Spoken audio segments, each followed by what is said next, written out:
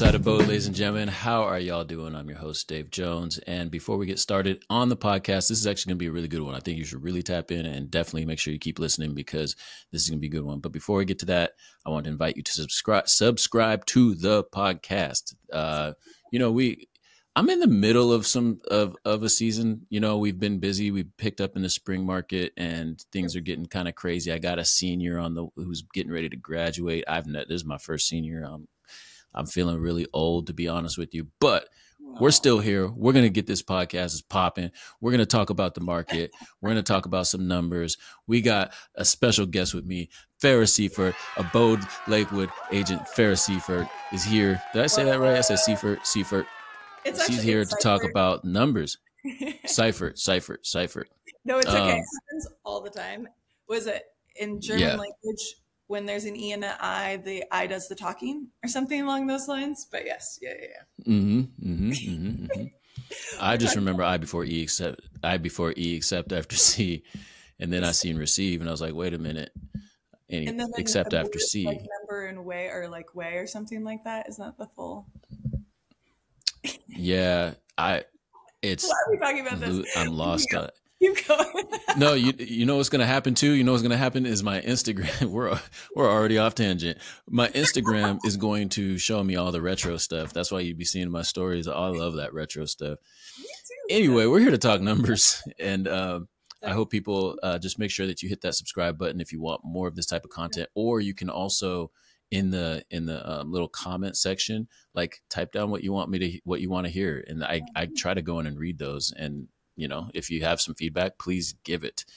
So today we're going to go over some numbers. So if you're watching this on YouTube, hopefully you will. And if you're listening to it, great. You can listen to it as well. But if you're watching on YouTube, you'll see the slide deck that we're going to be bringing up today that we'll be referring to. So buckle up.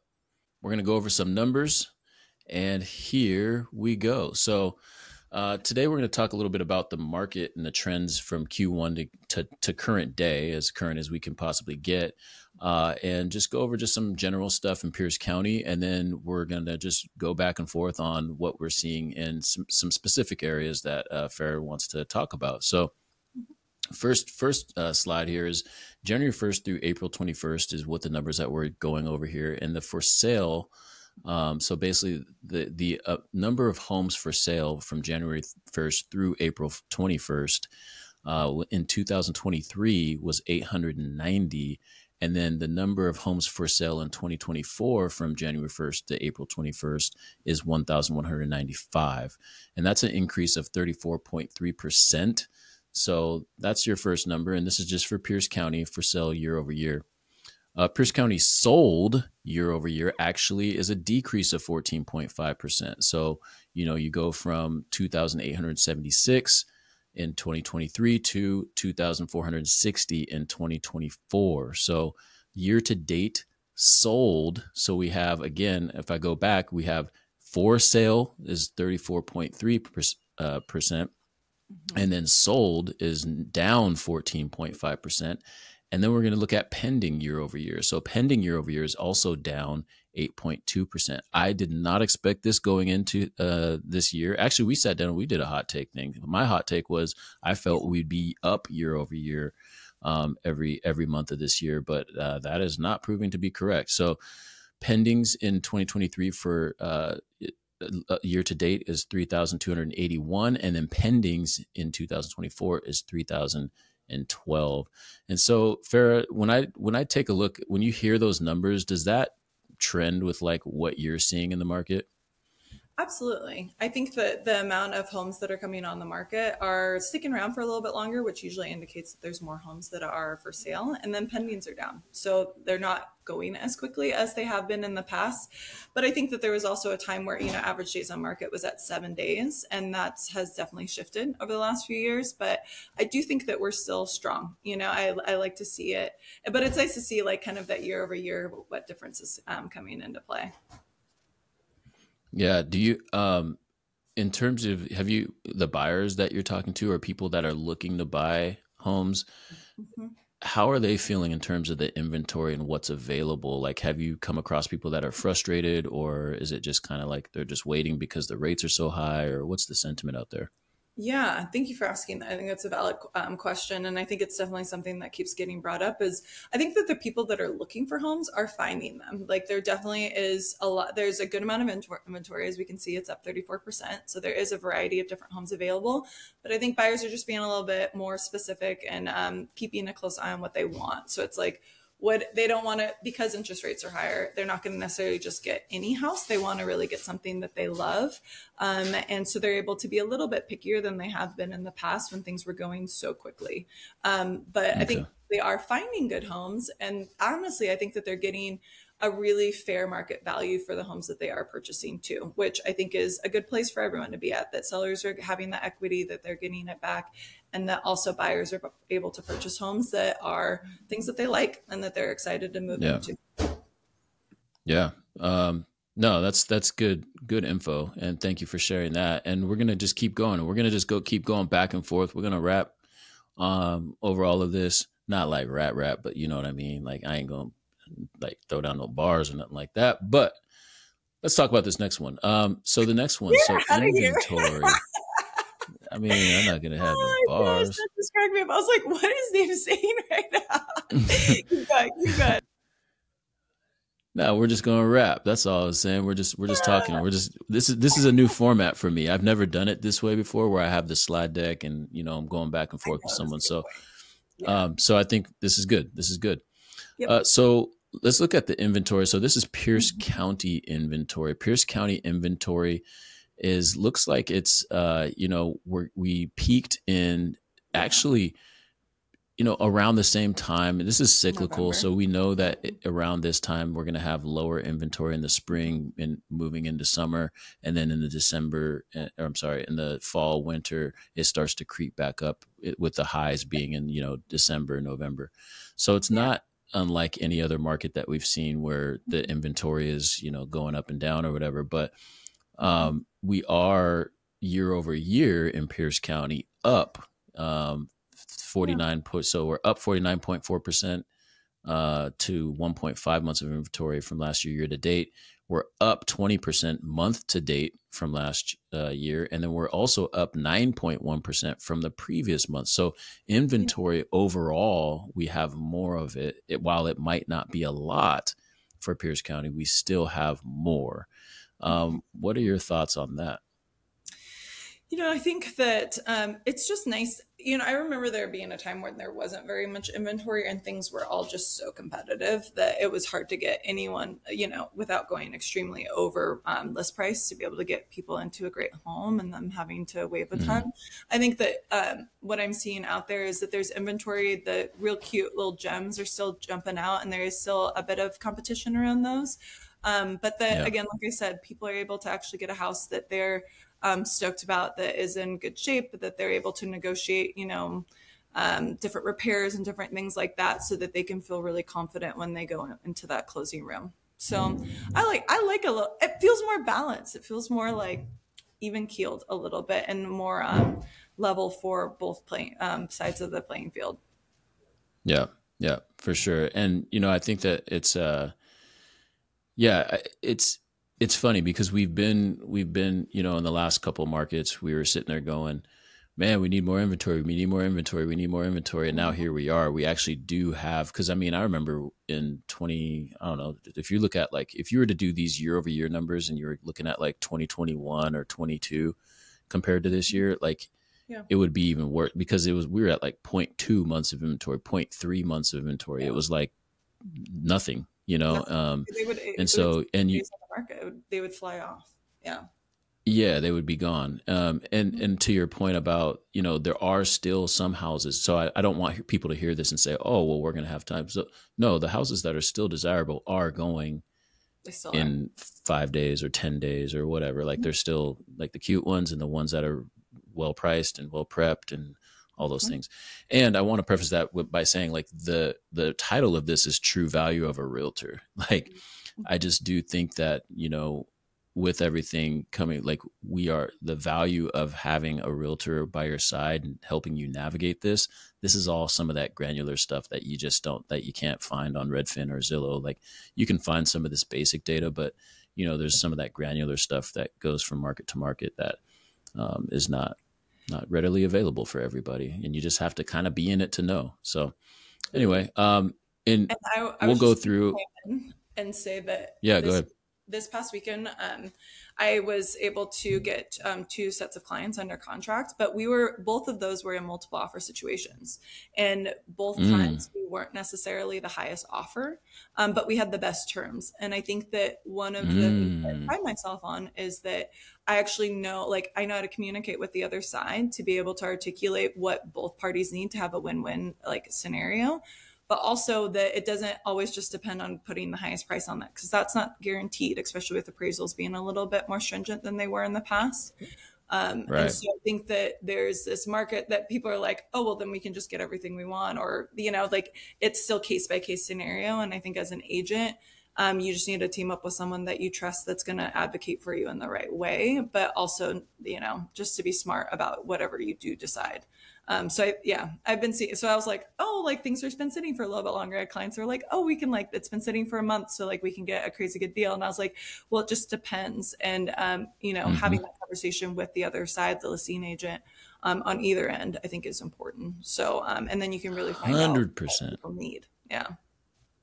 100%. And a lot of times in that, you're probably going to either know the cross agent or not, and that's Mhm. because of what we are. We have our brokers open, which is what you're sitting. You just had one, Yeah. but our brokers opens. You know, we interface with each other and we get to know each other, and so that matters. You know, like those Yes. relationships matter in the business, in Mhm. terms of how you get to navigate that deal and just generally speaking, I like the fact that you brought up terms. I think that that's super important.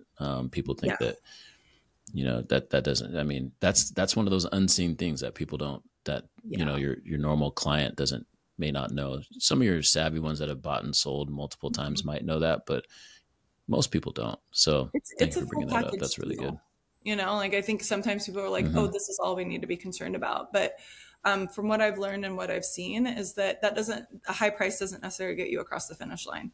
And so I think that there's like contingencies obviously play a part in that, but also like what's specific for that seller, you know, like do they need a rent back? Do they need to have that conversation? What do they want a quick close? Do they want like, are they going to take their time? Like there's a lot of other things like, is the title clean? Have you already had your title rep look at it? Can we remove that? Like there's little things that you can do behind the scenes that really does like, again, like is very fair for all parties and allows everyone to remove some of the risk of going under contract, because I think it's a big deal. And I don't want to ever underestimate, I like kind of, what's the word? Not undermine, but like underestimate like the importance of that for both people. Because Mm-hmm. you know, as a seller, you're getting a contract and you're hoping everything goes to close. And then as a buyer, once you get really excited about a house, you want to make sure that you also get the keys at the end of the day. So Yeah. I think terms are, that is, and I've had that happen to me multiple times, but for some reason it was both times this weekend in multiple offer situations that was actually the terms that won us the homes. And I was stoked. I was really happy, and everyone was like really pleased with the end result. So that was it was a good win in that regard. Yeah. That is a good win. So just looking through some of these other ones, Tacoma. I'm going to enlarge this real quick. In Tacoma, similar pattern as Pierce County, up to one up 54.8% Mm-hmm. year to date, up 36.8% month to date, and up 21.9% previous month to date. So, but when I say it's up those numbers, that's up to, you know, 1.4 months of inventory year to date. But if we're looking at like right now, you're looking at somewhere around 1.2 months of inventory. Yeah. So same thing for Lakewood as well. It's following a similar trend up in all categories.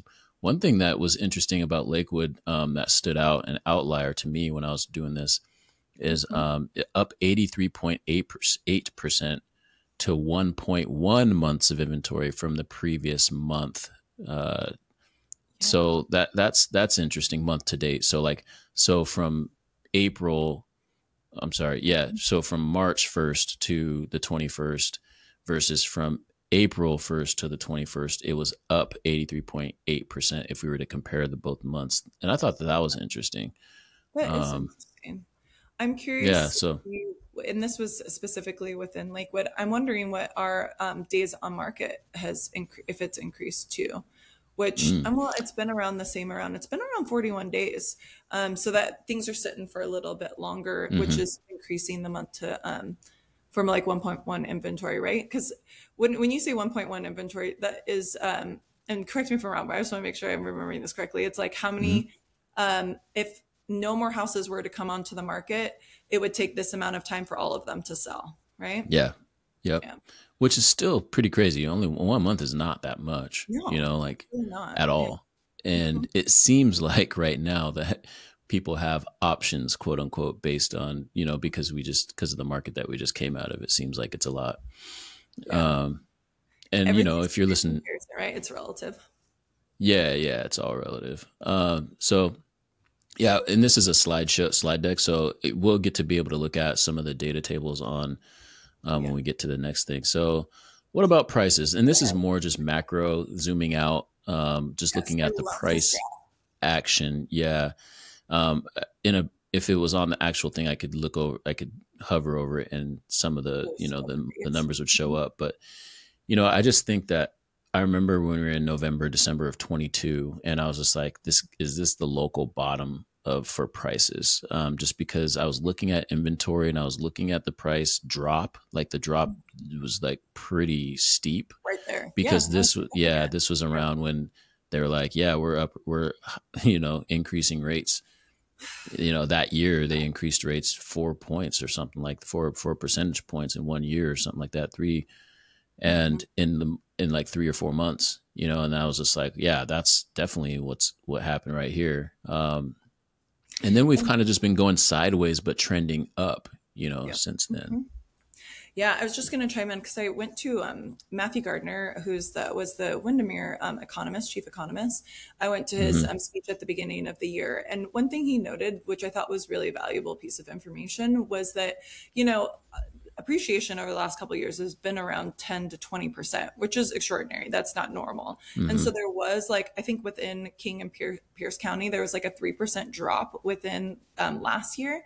But then if you think about it in comparison of how significant we've been increasing, as you can see that peak, like the fact that we dropped a little bit, then we're still actually on track. If you look like earlier before that peak, we're still right on track for where we need to be, right? If we're still trending upwards. And I think that people got concerned or it's going to be a crash or something like that. And I think this just shows that, no, we kind of just evened out and actually got back on the path that we were supposed to be on in the first place. That's a great point. And, you know, because when you look at it, if you are just to draw a trend line, right through here, you're right. It would just be like that. When I saw that, I was like, oh, okay.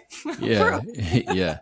It's just, we got crazy. So, you know, right here, so this little outlier right here called world stopping and COVID, you know, just the interest rates. I think, interest rates and COVID as well. And, you know, I think that the expectation of a consumer, I think, is fascinating. Because when you have something like this, I'm not going to lie, we all were there. We were all like, man, this is crazy. Like, you're just in the middle of something that is unreal. And the crash down to the norm is tough, you know, and given that we also have, you know, higher rates and stuff, it's just a shock. And I think that we're all kind of getting back to saying, okay, this is kind of what it's like, I guess, you know. I think we'd like it to be a little better, but yeah. Agreed. And we just had our Windermere Abode meeting, and Heidi Hurst, who I just adore, and she is such a spice rocket. That's what I call her every time I see her. But, she brought up the point that she's bringing into listing presentations is this idea of talking about interest rates and managing the expectations of sellers and just being aware that that is going to play a part in our buyer pool. And it just is the reality of the situation, and things are shifting so much that we're, as agents and lenders and everyone within the industry, we're keeping a close eye on it because we recognize that that's going to influence people's decision, and it should, and it makes sense why it does. 100%. And to expand on that sentiment of the buyer pool. So for example, according to NAR in 2023, I believe it was 32% of home buyers were first time home buyers. And then I think it was 16% of home buyers were military. So, and when we're talking about the change of the buyers having to pay their buyer agent commission now, Mm-hmm. in Mm-hmm. addition to high rates, like, so a seller, we were talking about the sellers and the compensation that they're offering for the other agent Mm-hmm. on the other side. That's negotiable. They don't have to pay that. Yeah. Now, it's advantageous, or I guess I'm not going to say it's advantageous. I'm just going to say Watch your the mouth. reality of Watch your words. the reality of this is, on a $500,000 house, someone who had to put 5% down on a $550,000 house had to pay, I don't know, that's 27,000 roughly. And then if you add into that the buyer's agent commission and then, closing costs, it hovers around 54K or something someone has to bring. And that's if the seller offers zero. I don't know about you, but I don't know how many people right now have $54,000 to throw at anything. And so basically, if 32% of our home buyers last year were first-time home buyers, and then VA buyers can't even pay their agent, you're basically eliminating almost 50% of your buyer pool. Exactly. And I think Pretty that's much. what you said, advantageous. It's like it reduces your buyer pool to a much smaller number of people that are actually can afford it, and housing affordability is such already a huge issue within our state, especially within Western Washington, that, kind of putting these people in even more of a disadvantage of being able to access home ownership, I think is, I don't think it's ideal, to say the least. Yeah.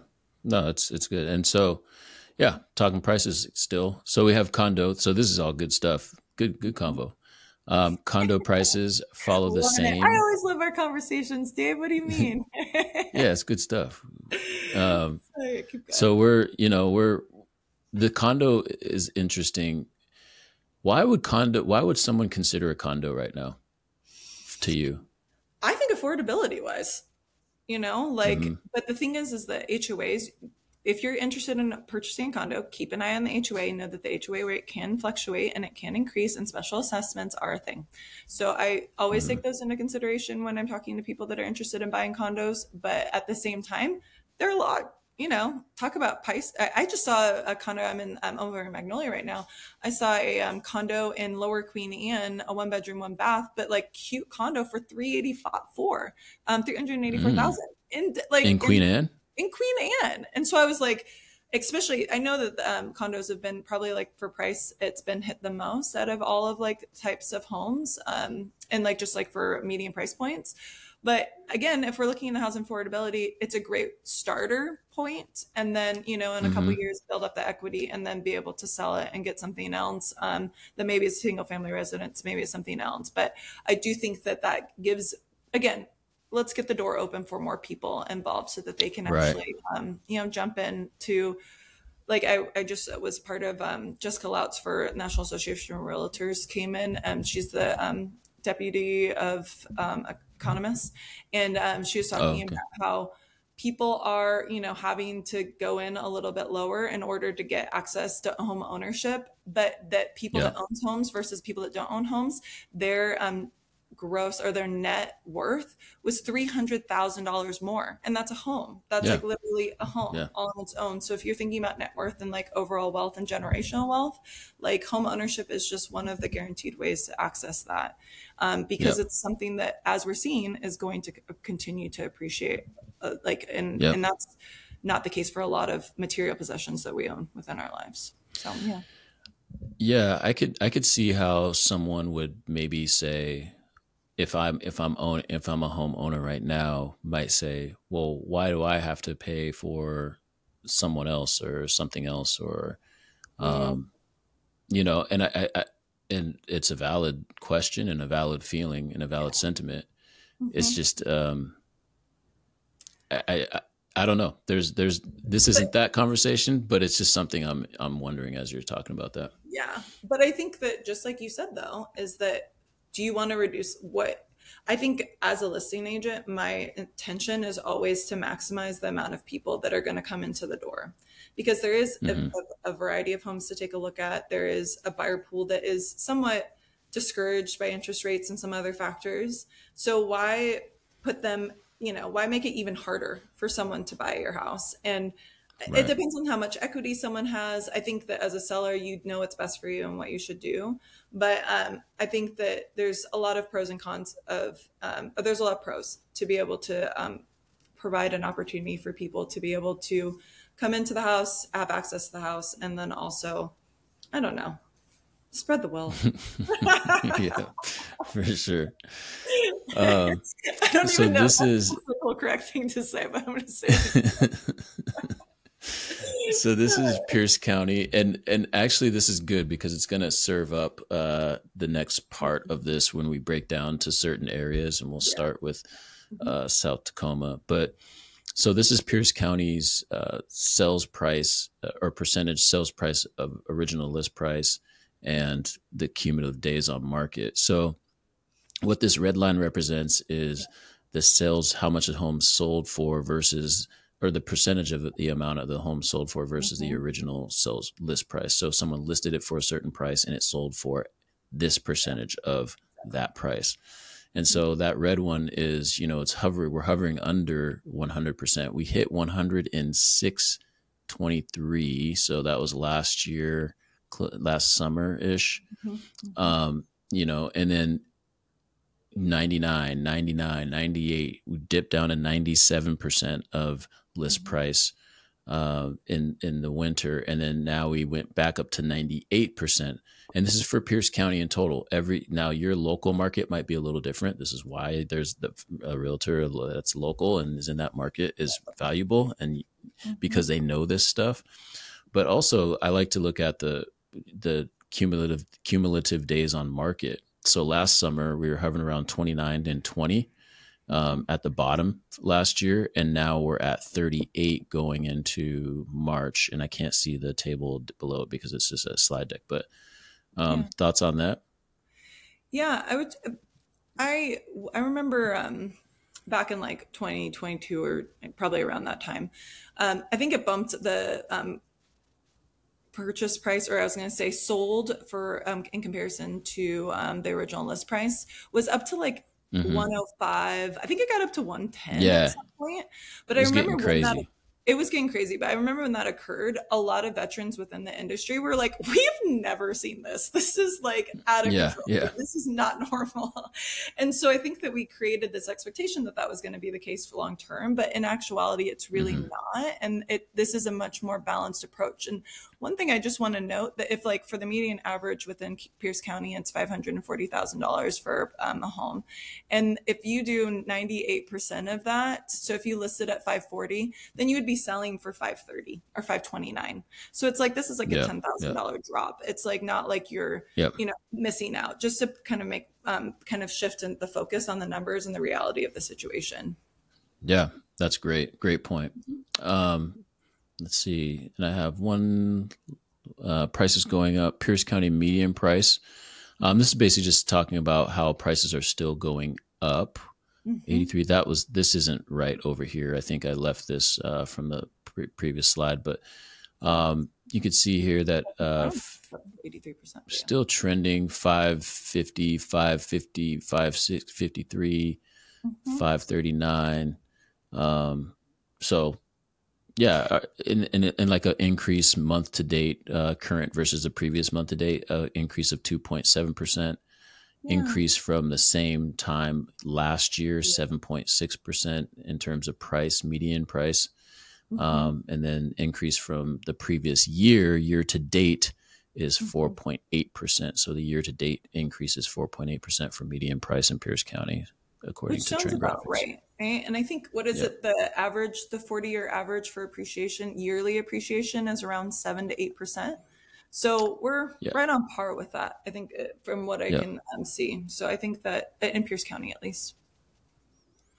Yeah. I think that's, prices are going up, just not at the rate that they were in that crazy market, that little blip that we saw that went way above the trend line. So this is also just for active listings. Kitsap County, there's actually less active listings year to date than 2023. And in Pierce County, there's more. There's 1,017 in 2023 to 1,109 in 2024 year to date. And then Thurston County, 384 year to date versus 321. So we're going to do that. And then the last one is about the rates. This is just a slide that's just talking about the rates. We're not going to see a rate hike anytime soon. And by that, I mean in the next month to 3 to maybe 5 months. We don't know. I don't think anybody really knows. We actually just today got word that the GDP growth actually went down, which is actually good news. We don't, I mean, it's bad good news. It's news that we don't want to always see, but this is the article. This is one of the article from CNBC. GDP growth slowed to a 1.6% rate in first quarter, well below expectations. That's what we want to hear right now, folks, if you want the rates to come down a little bit lower. So that actually was good news today, in my opinion. Maybe not, and maybe in my opinion, it's good news for us if we, it's something that we wanted to hear. So I want to flip this. Growing so much. Go ahead. I was going to think of like all the things that, at least from like the lenders that I talked to about this, it's like the GDP has just been, no matter what the Fed has been trying to do to help curb inflation or inflation, that it hasn't really been doing anything. So this shows that hopefully it'll simmer a little bit, plateau at least. And I think that's, I think if anyone's been to the grocery store lately, I think they would all appreciate that. So eggs. Eggs is like $12. It's everything. I can't even scramble eggs, man. That's crazy. I got to scramble eggs for like $13 for some scrambled eggs. I'm just trying to eat. I'm just trying to eat. So what do we got here? Yeah, everything. No, but for the CPI, so another thing that's up actually a lot, which is auto insurance. On one of the reports from last week was up 22%. And it was interesting. I was listening to a podcast talking about why auto insurance is up so high. And some of that has to do with accidents. Some of that has to do with car repairs being more expensive now. There's just all kinds of different reasons that impact that I thought was very fascinating, but we're not in the car industry and we're not going to talk about that right now. We're going to talk about South Tacoma because this is in South Tacoma. So if you're looking at South Tacoma, so we talked about cumulative days on market. And we talked about, like the trends. South Tacoma actually isn't following some trends. Can you speak a little bit more about that? And you can direct me wherever you want me to go on this graph. Yeah, no, thank you for pulling this up. And I would just, the main overarching theme here is that South Tacoma isn't really playing by any of the other rules. And so that's why we wanted to talk about it, was just to see like, oh, this is interesting that this is like so far off. But as you can see, like the pending line, that red line down the center is higher. And then like for sold. And so I think that it's still below the for sale line, which ultimately if it's higher, I'm going to get a little stats geeky on you, but if the pending line is higher than the for sale line, that means that homes are selling, they're selling faster than they're coming onto the market. But this shows that there's still more houses coming on the market than there are necessarily selling the homes. And as you can see that the actual sold, that dark green line is quite a bit lower than both. But that just shows us that, but as you can see, it's all trending upwards. And so I think it's really showing that as inventory is increasing, there's also the pending line is keeping up with it. It's not faltering, it's not dipping, but it's actually just keeping up just as high. And I think a large part of that, and if you can scroll down to the data table and then the median price point within this area, so just affordability wise within Tacoma, I think we're sitting at closer to like $550. Yeah, so it's still on trend with the overall stats, but it's a little bit more affordable than some of the other areas that we'll take a look at. But I always just like looking at these numbers. If you are a stats person like me, or you just like to look at the numbers, feel free to, I don't know why I'm plugging myself right now. Feel free to reach out to me because I'm talking about. No, plug yourself. But I was like, I'm happy to look into this for your particular area because all the numbers are going to vary quite a bit. And that's why I find it fascinating. That's why I think it's important too, if people are interested in buying or selling, just to know what you're getting yourself into. But you can even still see for like, for sale for the percentage, we're at 98. So we're at the amount for sold for original list price. It's on par with the rest down here. of the Pierce County. And then also I wanted to do the average sold price is a little bit higher, and that's at 614. So that median price point is right at the center of the graph, while the average is the average of all of them. And so that one's even a little bit higher. So that shows that numbers are starting to increase. And if you look about a year ago, or even we were at 581. And so then it's increased to 614 since then. Yeah. So that has appreciated quite a bit more. And then we saw within the county as a whole, we only appreciate about 4%, but Pierce, South Tacoma is appreciating at a higher rate. Mm-hmm. Yeah, that's interesting to hear. And why do you think that is? Why do you think South Tacoma is this outlier? Yeah, I think mostly, and I don't have a crystal ball. Like, I am not an economist. I'm going to start that off too. But I do believe, based off the numbers, that there is an opportunity for people to get really, like, I went pending on 2 houses in South Tacoma this weekend, as I mentioned earlier, but they were both in South Tacoma. And I think it's because you're actually getting like a gem for like an affordable price. They were both around like 450 to 480.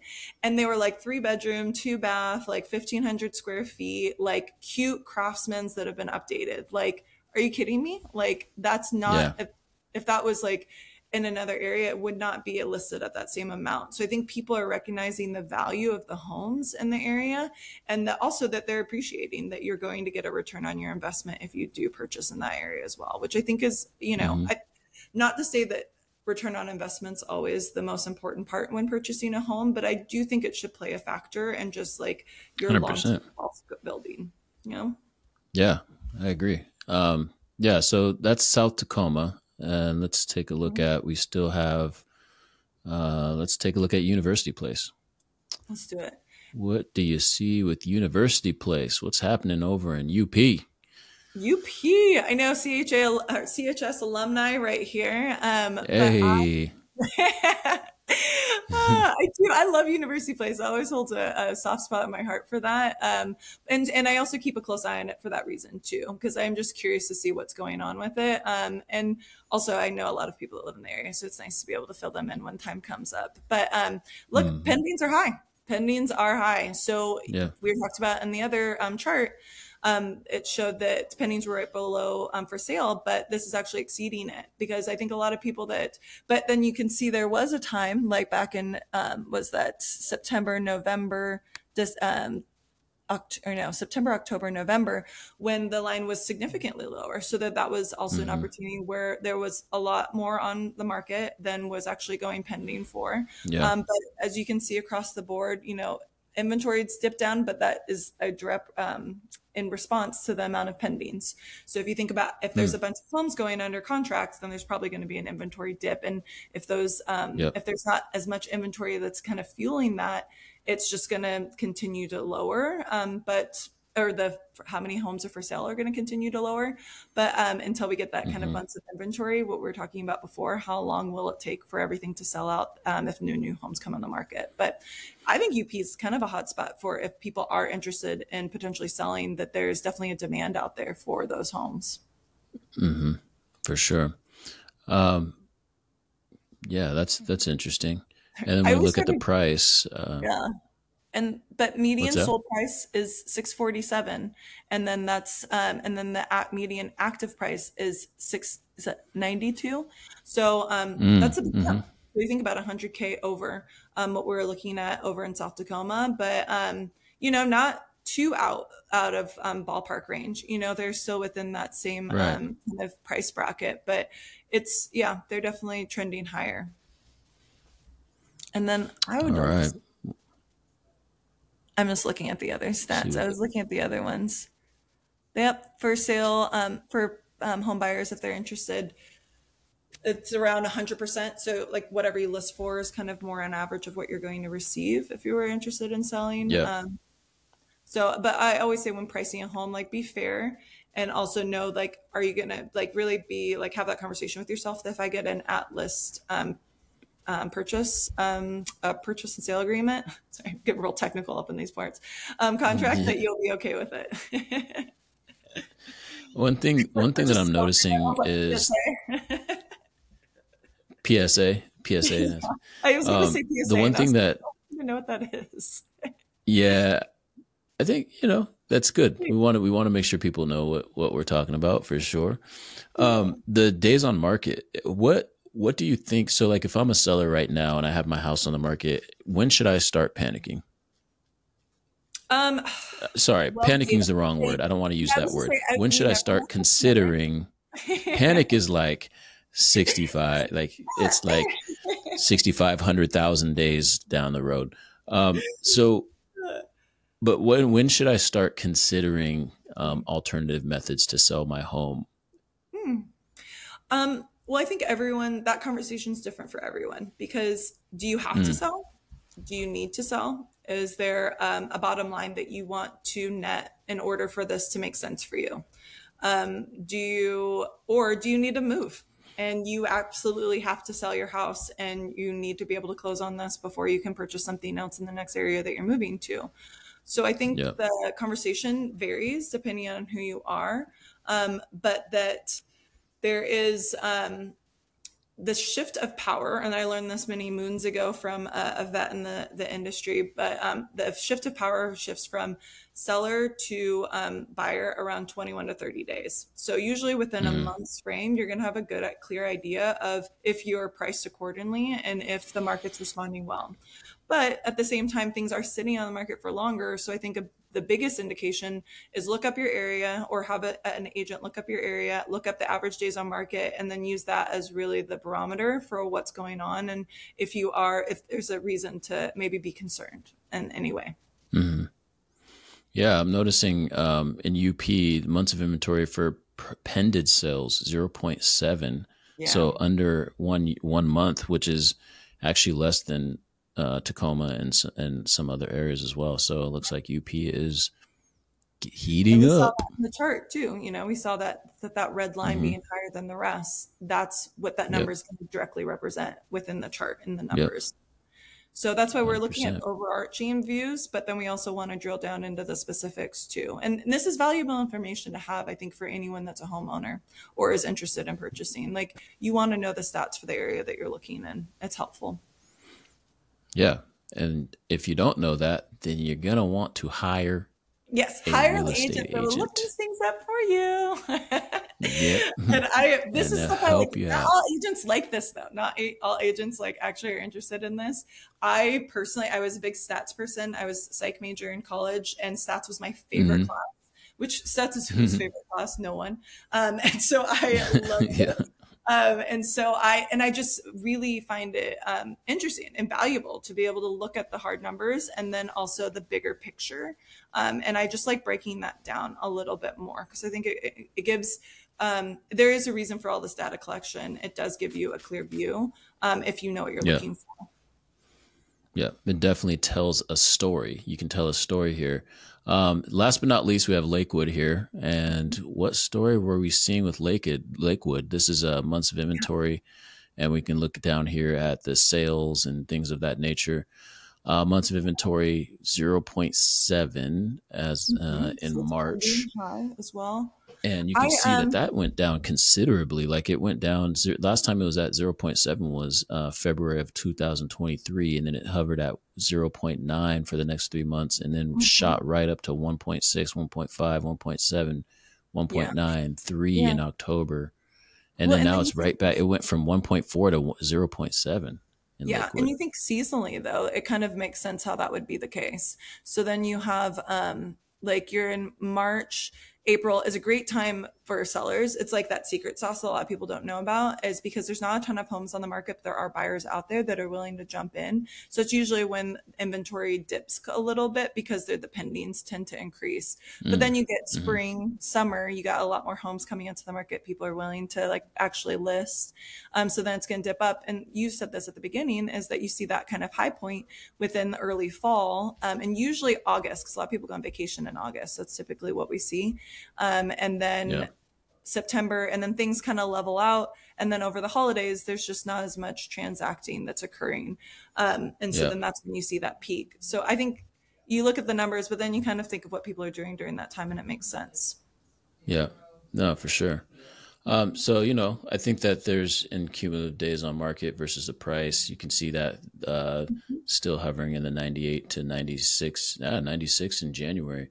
But yeah, I think hopefully after people take a look at all of this, they start to see the trends. And if they don't, then they can call Ferrah and she'll go over all of this stuff with you. Well, and I want to look at one thing I was going to take a look at, though. Okay, one last thing, only because I want to look at the median price point for Lakewood, because I just noticed it was that it is pretty much almost the same as it was, and it's in the data chart. Or wait, is it here? Yeah, down below at the very bottom. So we're at 488 for median sold price, and there was a peak. So we were at 600,000 last year. We're at 500. So there was a little bit of a high, and it's dropped a little bit. But I'm curious to see in the next couple of months if that picks back up. But also average days on market's at 41. So things are sitting on the market for a little bit longer, and there's a little bit of decrease in home values, but I don't think that that's going to be forever. But that is just something to note, that if you're seeing that within like your monthly like update on for how much your house is worth, I'd be curious to see if that changes within the next month or two. Yeah. Well, looks like we might have to just have you back on and take a look at that or something. Let's figure it out. As you can tell, I like this. Yeah, you like. I think I might just. You can just run the market update podcast from here moving forward. We'll just do that.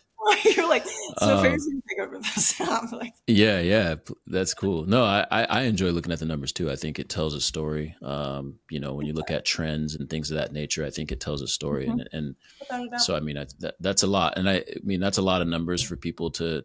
I mean, we have to kind of. I know. I think that's enough. If people want more, if you want more of that, then feel free to put in the comments like, hey, I want more of that. I need to know what's going on in the market, and that's great. Or if you have an area that you want us to cover, great. Put it in the notes. Like send a message, and then we'll do that. Or send Ferrah a message and DM her and just say like, hey, I want to know more about this area, or UP if you're a UP person, whatever. Like just give her a call. It is truly, I am so happy to have this conversation with people. And I do often, like I have old clients that constantly reach out to me like, Ferrah, I need you to look this up right now. I'm like, okay. And then we'll talk through it. You know, it's a conversation, and then I can give them more details on it. And that's what it becomes, like being a real estate expert. Like that is my profession. That's like what I, strive to be. And so as like a professional and as an expert, I want people to be able to know what's going on and to be a resource for them. So that's truly like no expectations. Like I really do like to be a resource for people. Yeah. Well, you are that. So thank you for doing all that. We have one last thing before we get out of here that we have to cover, and we didn't talk about this, but we got to do hot take. I do like hot take. I got 5 questions. Actually, I somewhat expected this, so yeah, let's go. Okay, you somewhat expected it. All right, cool. All right, are you ready for hot take? Hot takes. Let's go. All right, rain or sun? Sunshine all day. All right, it's raining today. That's why it just came up. I was just like, that was an easy one. All right, takeout, Thai or Chinese food for takeout? Thai. I was Indochine for life. I worked at Indochine forever. I've been to Thailand. I was like, I love Thai food for the most things. All right, the battle of, there's more pizzas coming from New York. This is what just made me think about it. All pizza in New York is better than any pizza over here, in my general and just in my opinion. But if you had to choose between chains, Pizza Hut or Round Table? Can I go to Pagliacci? Can I go to PSP? Nope. You get those are the only two that are in town. We're in a town right now that only has Pizza Hut. It only has Pizza Hut or Round Table. That's all we got. I don't even know. I can't even tell you the last time I went to either one of those. Pizza Hut. I don't know. Pizza Hut. All right. I like Pizza Hut. See, it's hard. Yeah. No, I feel you. My sons like Pizza Hut, so I have to find something that I like there. I'll mess with it. Pizza's hard to not like. I'll eat all pizza, but you know. All right. Athleta or Lululemon? Sweat Collective person. I teach yoga, and I've worn Lululemon for years. And I know there's a lot of controversy with them, but I also worked at Lululemon for a short period of time, and their training program and like the values that they instill into their employees is like bar none any other organization, and then Windermere and Abode, of course. But like, it's a good company in that regard. So I would say still faithful Lululemon. Lulu. All right. I think Lulu makes good clothing. In my opinion, I think that like I'm a Nike person. I've worn Nike my whole life, but I honestly like Lulu's gear better. Like it's just better quality. It's just good stuff. Quality, the amount of attention to detail that they put to all of their like pieces. Like they'll get feedback to be like, hey, I'm getting really sweaty in like this one area, and they'll put like a mesh in that area so that it like makes it more breathable. Like they really do take like client input and yeah, that's crazy. They're doing it. I'm impressed. All right, last one. Amazon Prime or shopping in person? Ooh, that's a hard one. Shopping in person. I do like the act of, like I said, I'm a local person. I do try to shop local as much as I can. And so I do like going into places. I like knowing business owners. I like getting to like know them personally, and then buying from them. But that's not saying I'm not. I got an Amazon Prime membership, so I do on the occasion surf the Prime. I'm losing. Oh shoot. We lost Ferrah. There's some technical difficulties there. Thank you for tuning in to the Inside Abode podcast. And if you want to get in touch with Ferrah, you want to know more about stats and things of that nature, you can take a look down in the comments. She'll be down there. And with that, we're going to get out of here. So anyway, if you have any questions about the numbers, just feel free to hit up Ferrah, hit myself. And then with that, we're going to get out of here. We'll get back with you later. We have more Value of a Realtor podcast conversations in the future. With that, be easy. We'll see you.